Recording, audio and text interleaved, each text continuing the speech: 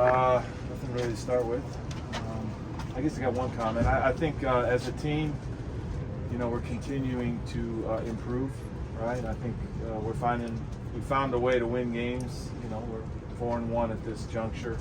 And I think it's fair to say, just like a lot of teams at this point, we haven't played a full game yet, but we're playing better and better football each week. And I think you've heard me say it each time, it's a journey.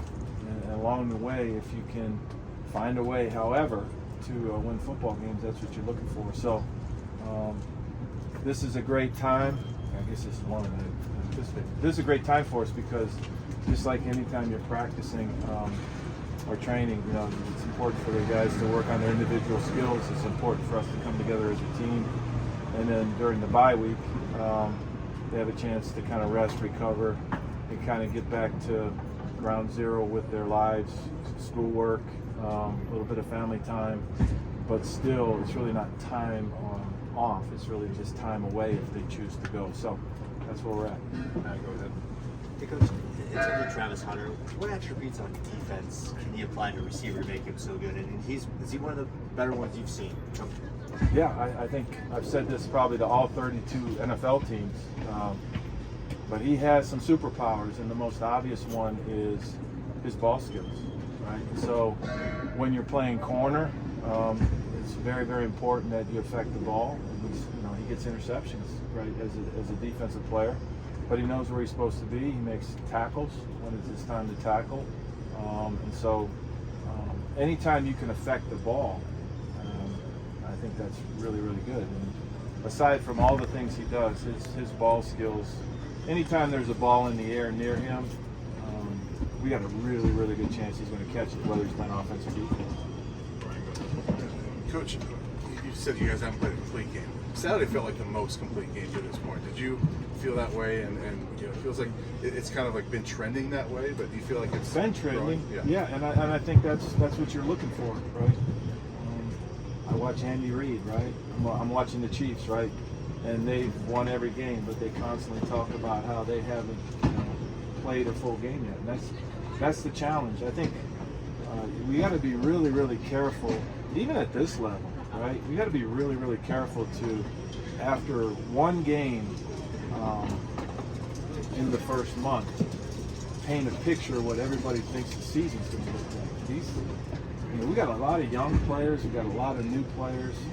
They're busting their butts to do what we ask them to do, and they're fighting like heck to make plays. And as they continue to do that, we play better and better. Thank you. Go ahead. Back on Travis, when you talk to NFL scouts on Travis, are they looking at him for his corner skills or his wide receiver skills? Both? Both. I think any team is going to be very, very lucky to have Travis, and then they just got to decide where they want to play him. He's displaying every week why he could be an impact player on both sides of the ball. So those are the decisions that the teams as they prepare for the draft, right? Or the team that eventually chooses him, that's their decision what they're going to do. But he's showing everybody that he can play on offense or defense. Adam, go ahead.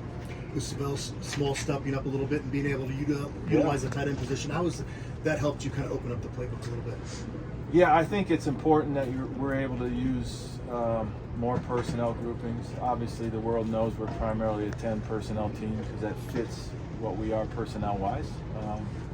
But I think in order to play a balanced offense where you can run the ball and protect the passer, we have to play in a little bit of 11. And obviously, the impact the tight end makes in that is important. So he did a really good job. Probably his best game to date, but he had more opportunities. And it made sense for us. Each week, it's different, right? Each week, each team we play presents a different challenge. Some weeks we can stay in 4 open, 10 personnel. In other weeks, it's going to make sense to be in 11 and sometimes 12. And so, the tight ends doing what they're supposed to do and what we're asking them to do, it's big. Coach, as you begin kind of the self-scouting process, what are some things that maybe you want to do differently or improve on going forward? Well, I'll let that reveal itself as we move forward, right? I think typically that's always one of the exercises in any bye week. You go back and look at what you've done. I'm always looking at tendencies. I broke a lot of them last week, which helped us.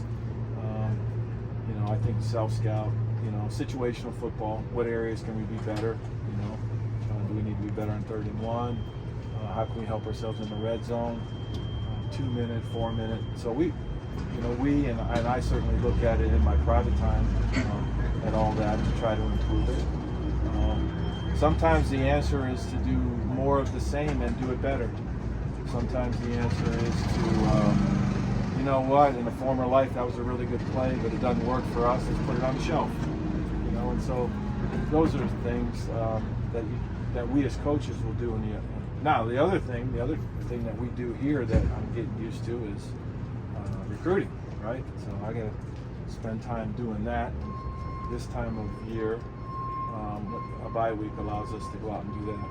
Last one, Jack, go ahead. With Draylon Miller, I mean, you've seen him, you know, very versatile guy for your offense so far. Just what do you hope to see from him moving forward?